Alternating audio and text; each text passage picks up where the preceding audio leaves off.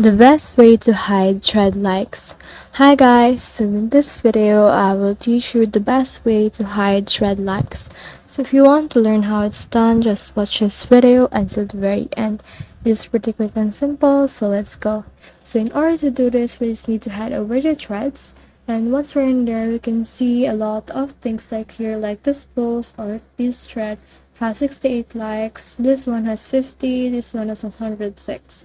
So if you want to hide those thread likes, what you need to do is just click on this profile icon right here in the bottom, and then what you need to do is just click on this globe icon in the upper corner, and in here you can see the privacy, and then on the lower part you will see the hide likes. So click on hide likes right here, and as you can see it has redirected us to Instagram.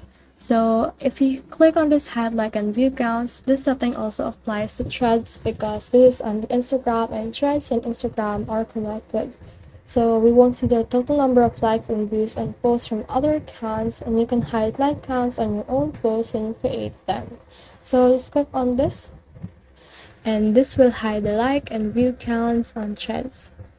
So let's head over to threads again. Let's head over to our home page.